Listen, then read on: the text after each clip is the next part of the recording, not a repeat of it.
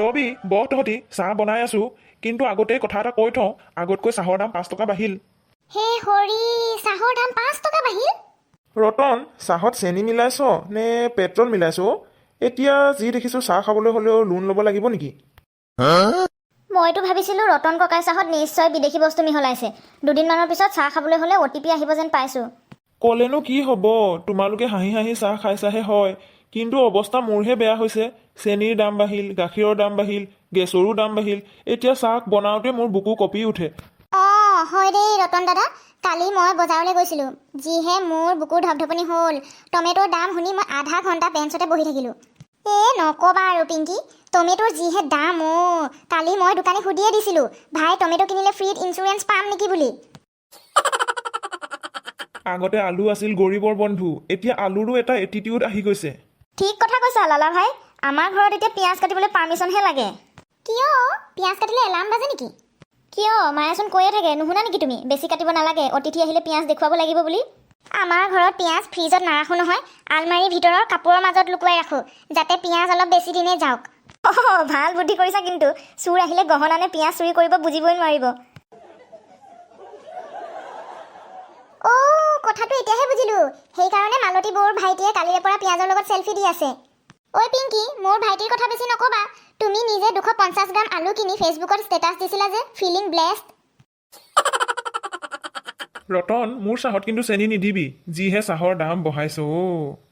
ইয়াত পিছে দোকানীবোৰক দুখী লাভ নাই চৰকাৰে যিহে দাম বঢ়াইছে আমাৰ ওপৰতহে মাধমাৰটো পৰিছে পেট্ৰলৰো দাম বঢ়ালে কি ৰে লালা ভাই কালি বাইক লৈ ঘূৰি ফুৰিছিলা যে পেট্ৰল ভৰাবলৈ কিডনী বিক্ৰী কৰিলা নেকি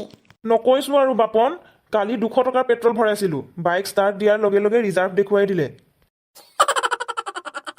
মোৰ বাইকখনেতো এতিয়া মোৰ লগতে কথা পাতে কালি মোক বাইকখনে কৈছে ভাই মোক অলপ বিশ্ৰাম দে এতিয়া পেট্ৰলৰো যুগ নাই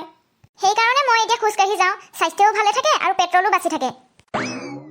না না না না ভাই মই খোজ কাঢ়িব নোৱাৰো গাঁৱৰ মানুহে ভাবিব লালা প্ৰেমত ফেইল হৈ ঘূৰি ফুৰিছে ঐ লালা কালি তুমি বজাৰত 3বাৰ চক্কৰ মাৰিছিলা কিয় মই বজাৰলৈ বস্তুবিলাকৰনো দাম কিমান বাঢ়িছে তাকেহে চাবলৈ গৈছিলো লালা দা তুমি দাম চাবলৈ গৈছিলা নে কাৰোবাৰ মুখ চাবলৈ গৈছিলা বাৰু পিংকি তুমি বেছি মাত মাতিছা কিন্তু লালা ভাই তই সঁচা কথা ক জানমণিৰ পিছে পিছে তই ঘূৰি আছিলি নে নাই ৱা আজি আকৌ কোন জানমণিজনী ওলালে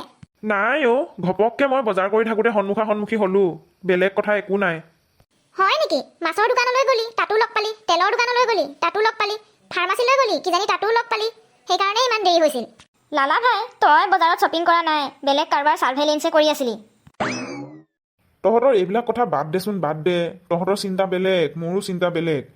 গেছৰ যিহে দাম হৈছে গেছৰ দাম দেখি মোৰ ঘৰত কালিৰে পৰাতো মই ঠাণ্ডা ভাতকে খাই আছো আমাৰ ঘৰততো মোৰ শাহুমায়ে কৈয়ে দিছে যিজনে বেছি ভাত খাব তেওঁৱেই গেছ ভৰাব মই তেন্তে ডায়েটিং আৰম্ভ কৰিব লাগিব আৰু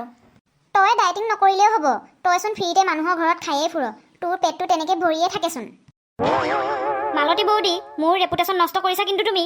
আই তোৰ ৰেপুটেশ্যনো আছে নেকি ইয়াত দেখোন তোমালোকে চবেই বহিচোন ইয়াতে সাংসদ বহাইছা ৰেৱতী বৌ আহিল দেখোন আমি সাংসদে বহাইছোঁ দেশৰ বাজেট ঠিক কৰি আছোঁ বৌ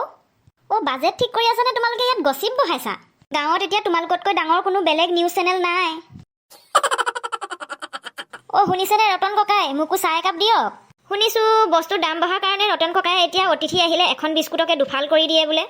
হয় পিছে নোহোৱা নহয় কথাটো কিন্তু তোমাৰো ঘৰত চাহত চেনিৰ জেগাত নিমখহে দিয়া বোলে ৰতন ককাই মোৰ কথা এনেদৰে বেছি নক'ব কৈ দিছোঁ কিন্তু